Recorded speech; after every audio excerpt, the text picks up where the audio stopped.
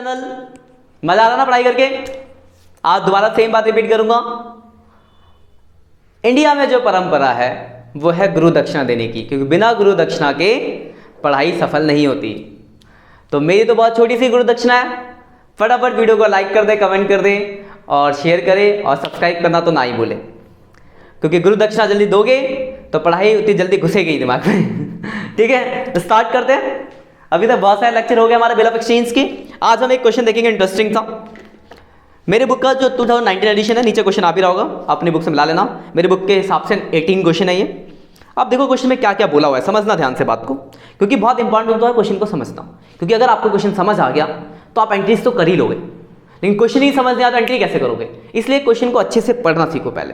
कि बहुत सारे बच्चों के साथ ये हुआ है कि अभी जो क्लासेस चले उसके बाद कि वो क्वेश्चन को अच्छे से पढ़ते नहीं है, फिर यहाँ क्लास में जब आते हैं तो कहते हैं सर ये समझ नहीं। फिर जब मैं बोलता हूँ अरे सर तो हमें आता है, तो रीजन क्या है कि आपने क्वेश्चन को अच्छे से नहीं पढ़ा। आपको क्वेश्चन मतलब आपको वो चीज आती थी, पर क्वेश्चन ना पढ़ने की वजह से या क्वेश्चन आपको कम समझ आने की वजह से आप वो चीज नहीं कर पाए। ऐसा बहुत बच्चों के साथ होता है। जो बच्चे मुझे ऑनलाइन सुन रहे होंगे उनके साथ भी ये चीज हुई होगी। आप एक बार थोड़ा सा रियलाइज करना इस बात को। तो कभी भी क्वेश्चन करो तो पहले क्वेश्चन को अच्छे से पढ़ के चीजों को समझो, देन करो, तो आपका 80% डाउट अपने आप ही क्लियर हो जाएगा, अगर आपको कंसेप्ट पता है चीजें तो। क्लियर बात? देखते हैं क्वेश्चन। लिखा है on 1 March 2019 R accepted a bill of exchange 20,000 from S. तो लाइन ही पता चली, आर ने एक्सेप्ट किया एस से, तो आर के लिए बीपी हो गया, एस के लिए बीआर हो गया। पेबल आफ्टर 3 मंथ्स, 3 महीने के डेट दें to settle his dues amount. On the same date S endorses the bill to T together with a cheque of 5,000। क्या किया इसने? उस बिल को टी को इंडोज कर दिया 5,000 रुपए चेक के साथ, मतलब बिल तो दिया ही दिया, साथ में 5,000 का चेक भी दिया तो डेब्ट फॉर सेटलमेंट के लिए। On 2 March T discounted the bill with the bank at 6% पर annum। उसके बाद क्या हुआ? तो टी ने बिल को बैंक से डिस्काउंट करा लिया, कितने पे? तो 6% पर annum पे। फिर लिखा on maturity the bill was dishonour, और मैच्योरिटी के टाइम पे बिल क्या हो गया? आपका डिसऑनर हो गया।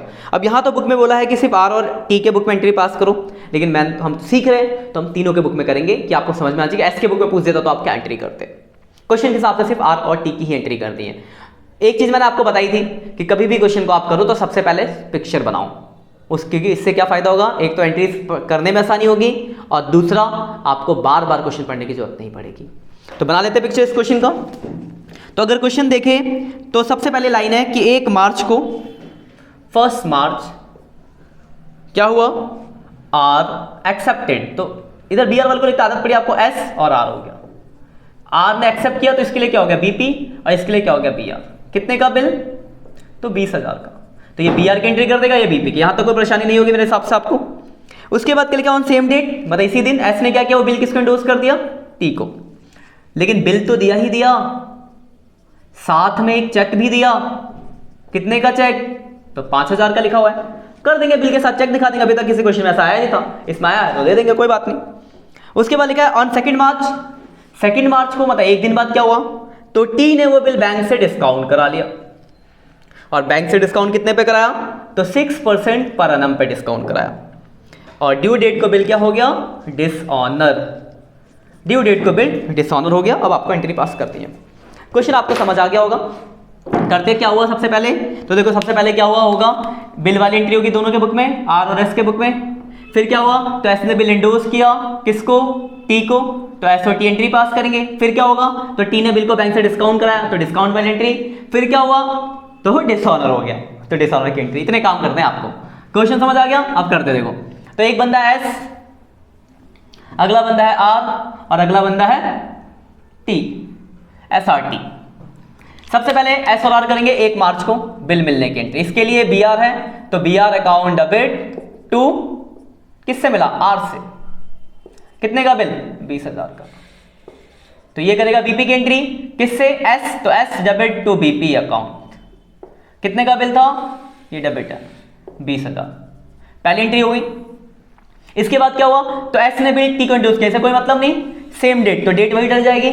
एस ने बिल किसको दिया? टी को, तो एस और टी एंट्री पास करेंगे। एस ने दिया टी को, तो T debit to B R account, bill endorse वाली entry, T debit to B R. 20,000 का बिल दिया, लेकिन क्वेश्चन में लिखा है साथ में एक चेक भी दिया है। कितने का चेक दिया है? 5,000 का, यानी टोटल कितने पैसे दिए होंगे? 25,000। देखो बिल के साथ चेक आया तो बैंक दिखा दे, इसके लिए भी ऐसे होगा, BR मिला तो BR अकाउंट डेबिट, कितने का बिल मिला 20,000 का, लेकिन साथ में एक चेक भी मिला है तो बैंक अकाउंट भी डेबिट हो गया 5,000, और टू कौन किससे मिला है, से कितना 25। अगर आप ध्यान से देखो तो अभी तक आपने विंडोज की एंट्री पढ़ी थी, बस साथ में कुछ नहीं देते थे, यहाँ चेक दिया तो देखो क्या फर्क पड़ा, यहाँ दिया है तो बैंक क्रेडिट, मिला है तो बैंक डेबिट। अगर इसके अलावा देखो तो वही तो एंट्री है, T debit to BR, BR to S, साथ में चेक था तो बैंक और घुसा दिया बीच में, कुछ नया नहीं होता, वही सब करना है आपको, यहाँ तक कोई परेशानी। उसके बाद क्या हुआ, तो 2 मार्च को सिर्फ इसको एंट्री करनी है क्योंकि इसने बिल को डिस्काउंट कराया, बाकियों को कोई मतलब नहीं है। इसने क्या कराया, तो लिखा है क्वेश्चन के 2 मार्च को T ने बिल को बैंक से डिस्काउंट करा लिया।